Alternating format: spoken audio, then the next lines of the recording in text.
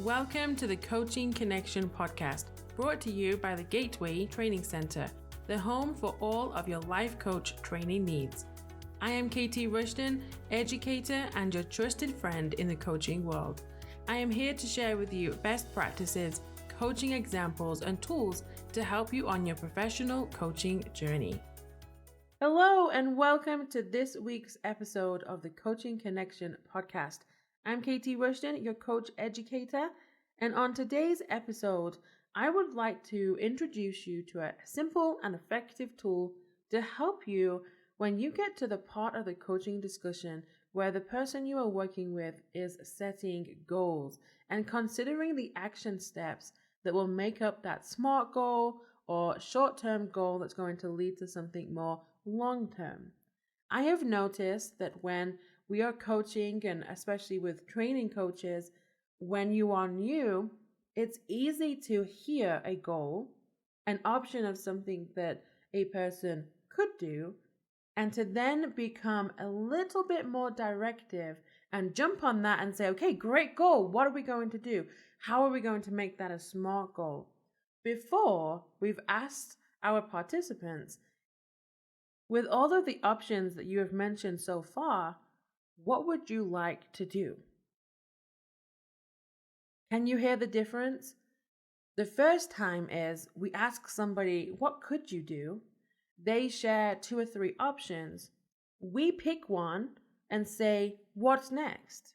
No, we need to stop and pause and ask those that we are working with, out of the options you've mentioned, which one sounds like one you could implement? What would you like to start doing first? And that brings me to the tool taught by Tony Stoltzfus. It's called Could Do, Want To, Will Do. The Could Do, Want To, Will Do model. And it is as simple as it sounds. We naturally ask, what could you do? The part that we sometimes skip is, what do you want to do? Sometimes those that we are working with, they come up with these ideas and they've tried them before, and so they perhaps don't want to do them. And before we can run off with creating a goal around that, an action step, we need to make sure that we are asking, well, what do you want to do? And perhaps out of those options arises another option, something that they haven't thought about before. Or maybe you need to explore some more and ask other questions that could bring out completely different options before you get to the what do you want to do. And just by asking that question, you will know what direction to go. Because if you ask the question, what do you want to do? And your person says, well, I'm not sure, I'd like to explore some more. Then you know you can go back to the could do stage and ask more questions to explore different avenues. If the person you are working with knows exactly what they want to do, then you have a level of commitment. And moving forward from that, then you can ask them, what will you do? Now we're going from commitment to action steps, to high buy-in, to creating that roadmap for the next steps. And these could be small steps that happen between sessions, and they could be something even larger that is going to get them close to who they want to become. Once you get commitment and you are starting to develop the roadmap with your participant, what do you need to do next? You need to assess commitment. And to do this, you can use a scaling question. On a scale of 1 to 10, how committed are you to this action step or multiple steps that you've mentioned and created moving forward? If the person says, well, I'm at a 6 or a 7, there are multiple things you can do in response. One idea could be, what do you need to address to get you to a 9 and a 10?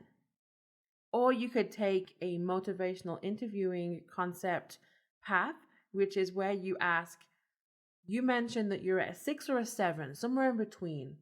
What made you say that versus a 3 or a 4? And by doing it this way, you are actually evoking more change talk. Therefore, you are evoking from within that level of commitment and motivation.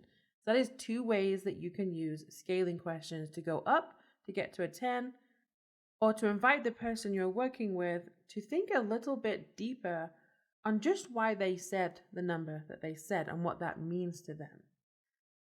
Furthermore, you want to have a discussion about obstacles.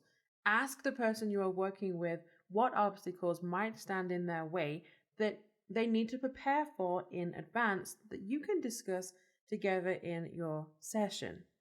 Then, if you are working on a goal or an action step that is externally based, something more practical, for example, then Tony Stoltzfus also teaches this idea of how to test the effectiveness of the action step.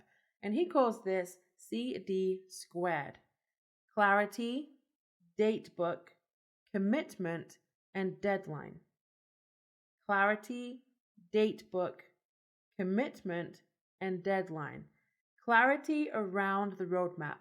Clarity around what the person is committing to do, that they know exactly the A to the B to the C in terms of moving forward and what they are going to do between the sessions or even longer than between the sessions. But they have that clarity. There's no question in their mind of the steps that they are about to take. And you as the coach also are able to take notes on those commitments as well. So you have clarity. Date book. This step can be scheduled as something specific at a specific time or a specific date. In other words, the person has made this commitment and they know when it's going to happen. It's already planned. It's already on the calendar. They know that tomorrow at 6 a.m. they're going to wake up. Of course, I made that one up, but hopefully you get my point. The next one, commitment. The person you are working with knows exactly what they will do. You've addressed their commitment level. You've had a conversation about that. You've explored anything that needs to be explored so that commitment is high. Alongside commitment, also check in with the person's level of confidence. We could call that the two C's, commitment and confidence. We want to make sure that we are helping to create that internal connection to self-efficacy and self-confidence. I know what I'm doing and I have the confidence to be able to do it. And part of that is also looking at accountability. Sometimes as coaches, at the end of the session, we will ask, how can I help you achieve this? How can I help you remain accountable to what you have committed to do? At first, in the beginning of the coaching relationship, I think that is a great step to include. At some point, we need to switch accountability from us to developing accountability from within, and also leaning on support systems. Who within your network or who within your company or who within your family can help you remain accountable? Back to the path. I may have taken a sidestep there to expand somewhat on the commitment part of the CD squared. The last D is a deadline. I've set a date for completion. When I introduced this, I did mention that this is helpful for when the person you are working with is setting goals that are external or practical. If your coachee is working on an internal goal, something that is more about becoming, that is not as easy to measure, for example, if you want to bridge in SMART goals for a moment, then you might not want to set a deadline. It might sound somewhat funny to say, when's a deadline for you becoming more patient? We need to have a level of flexibility and also recognize that not all changes are goals. We need to recognize that there is a difference between this is who I want to become and this is something that I want to do by a certain date. Congratulations, you have now successfully ended your coaching session The roadmap has been created.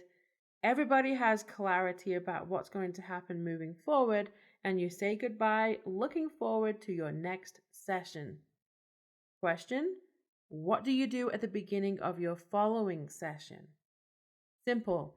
Have a debrief, do it at the beginning, address all of the action steps and commitments made, follow up on anything you said that you would do if needed, and only spend about 3 to 5 minutes of your session talking about action steps. And then be sure to ask you, the person that you're working with, what is going to be the most important thing that we can discuss today in our session to help you move forward? Or a question like that. Sometimes it's very easy to have a debrief about past steps and just jump in with a new set of goals around those same action steps before checking in with our participant, our coachee. What is it that you want to do this week moving forward? To recap, debrief at the beginning of the session. Spend 3 to 5 minutes going over the roadmap, steps from last week, and check in with your participant, coachee. What is it that you would like to focus on this week? Sometimes that will naturally build upon the past week, and sometimes you may go a completely different direction. As you reflect on this episode, consider what has stood out to you, areas that you want to focus on and strengthen as part of your own coaching style. Choose that area and then practice.